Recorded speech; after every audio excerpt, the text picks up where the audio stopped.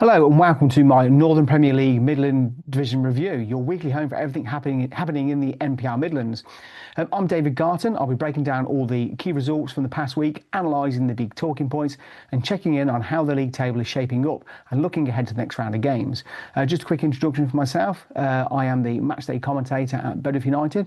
I also do a bit of work at Solihull Moors. So if you've seen some of the Bedford United highlights, you will have seen and heard my voice around recently. So, as we had some breaking news on Saturday night, I thought we would start with that. The Coventry Sphinx have relieved John Woodward of his managerial duties. The Sphinx have started the season very well, quickly getting points on the board. But with no league win since the 11th of October, the Sphinx board have decided to take action. Personally, I think Sphinx have overachieved Woodward in charge and he's done a tremendous job. He always seems to get the most out of his players and the sacking has come with a bit of a shock. Reading some of the comments online, it would appear other people would agree. I live in Coventry, so I've been talking to people locally who know the club and they seem to agree as well that they're very disappointed that he's moved on. It'll be interesting to see who takes charge next. Now, they are on 27 points. I know they're just above the relegation zone, but it's a very tight league. I can't see the bottom four getting over 42 points this season, so they're not far from safety, really. They've got 2 games in hand. Also, the game on Saturday was called off, which seems a bit of an odd decision for the game to be called off, then to relieve the manager of the duties. If they'd lost the game, maybe you can understand a knee-jerk reaction or a reaction.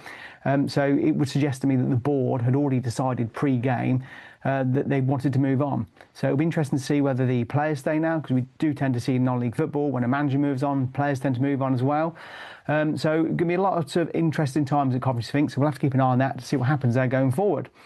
It's never nice to see a manager get relieved of his duty, especially somebody who's been around the club quite a long time and somebody who's got the club into Step 4 football with their promotion a couple of seasons ago. I think it was Rugby Town who were top of the table at that point. Looks like they were going to win the league, but the Sphinx just kept pushing and pushing and just won the league. It was unbelievable. So, but interesting to see locally what happens with that. So we will start now with the full roundup of the scores from the past week. Now you'll see from the graphic next to me, unfortunately, most of the games fell to Storm Gretty. The loss of postponements. So 2 games started, only 1 game finished. So we'll just quickly go over the results.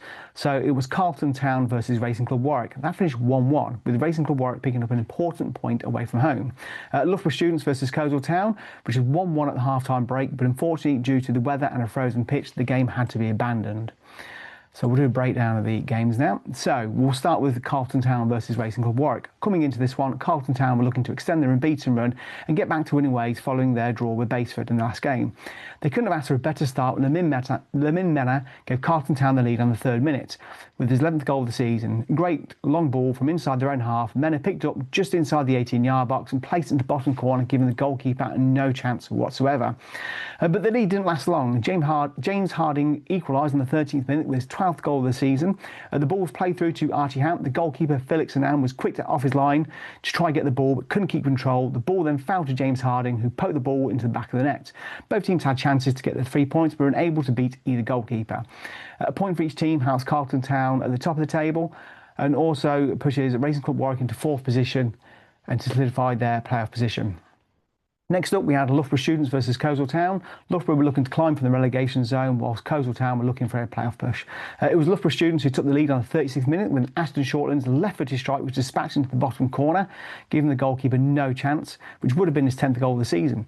But Coleshill Town would get back into the game before the break on the 46th minute when Dan Brooks would equalise. A poor defending from the Students would give Coleshill Town the opportunity to get the ball over to Brooks, who poked the ball from close range into the back of the net. But unfortunately, due to bad weather and the frozen pitch, the game was called off. I saw some of the interviews after the game. It would appear from the coaches that the players were slipping all over the place. They didn't seem very happy that the game went ahead in the first place. Obviously, player safety is paramount these days. So unfortunately, the game had to be called off and will now be replayed midweek. Just on those 2 games, Racing Club Warwick have got highlights on their YouTube channel. And I've on Coleshill Town's page on X. I think Brooksy TV did some highlights, so you can see the goals on there, so they can be enjoyed on there. So let's take a look at the league table as it stands. At the moment, Garton Town remain out front on top with 55 points, followed by Balfour Town on 44 points. It's very tight at the top end of the table at the moment. Only 10 points separate second place and 12th place. So a good run from any team from 12th place up could really have a chance of getting into the playoffs. I do think the four in the playoff place at the moment will end up being the four there. So that's Balfour, Basford, Racing Club Warwick, Anstey Nomads. Anstey Nomads do have a couple of games in hand as well, so I think that will really benefit them. But a poor run of form could change that at any point, as the teams below them, the chasing pack could really push to get in there. At the bottom of the table, Bedford United still occupy 22nd place. Have been picking up some points recently. They're now only 7 points from safety. Loughborough Students are really struggling at the moment. On 21st place, only 1 point off bottom.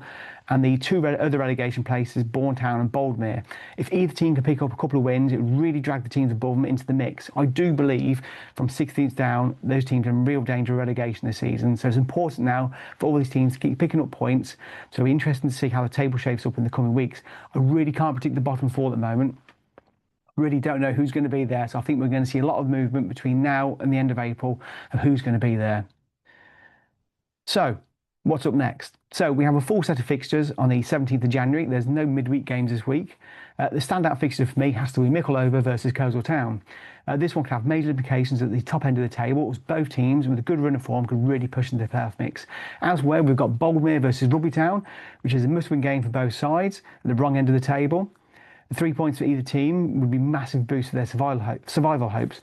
While we have Rugby Borough versus Bedford United, which could be another tricky test for teams struggling for consistency. Every game matters at this stage of the season, so this next round can really tell us where we're heading.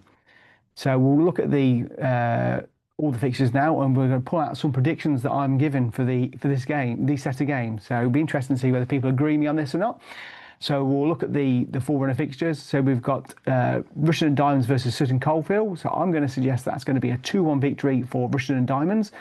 Anstey Nomads versus Coventry Sphinx. Now I know Nomads are in the top of the table at the moment in the playoff positions against Sphinx, who've just relieved their manager. I think this is going to be a 0-0 draw. I just think it's going to be with Sphinx with a new manager in place maybe in time, may see a bit of improvement. I think they will pick up a point there.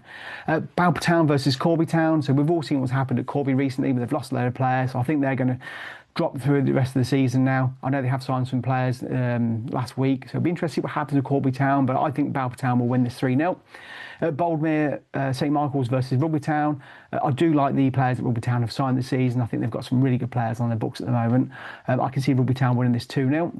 Lichfield City versus Wellingborough. Both teams next to each other in the table at the moment. Wellingborough, who are on better form at the moment, I think they're going to nick this 1-0. And we've got Loughborough Students versus Basford. I think Basford are going to run away 3-1 winners on this one. Mickleover versus Coleshill. I think this is going to be a 3-2 victory for Coleshill Town. I think Coleshill Town are going to start getting some results. I think they're going to be thereabouts in the playoffs at the end of the season. Racing Club Warwick versus Long Eaton. I think Racing Club Warwick are going to continue their good form at the moment. I think that's going to be a 3-0 victory for Racing Club Warwick. Rugby Borough versus Bedford United, a game I'll have a close eye on. I think this is going to be a tight game. I can see this being 1-0 to Bedford United. I think they're going to nick it late on. I think they're going to get the victory there. Shepshed Dynamo versus Bourne Town. I think Shepshed are going to win this 2-1 and keep Bourne Town in the relegation places.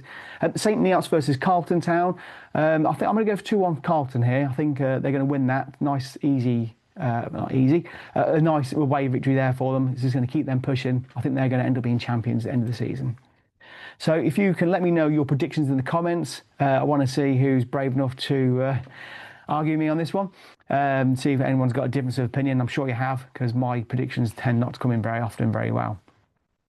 So that's it. That is it for this week's review of the Northern Premier League Midland Division. If you've enjoyed the show, make sure you like, subscribe and share, and don't forget to leave your thoughts and comments below. All being well, I'll be back next week to break it down again. Hopefully next week we'll see a few more fixtures. I don't think the forecast is due for any snow or ice, so fingers crossed the temperatures improve next week and we get some game. But until then, please enjoy the football. Thanks for watching, and we'll see you again soon.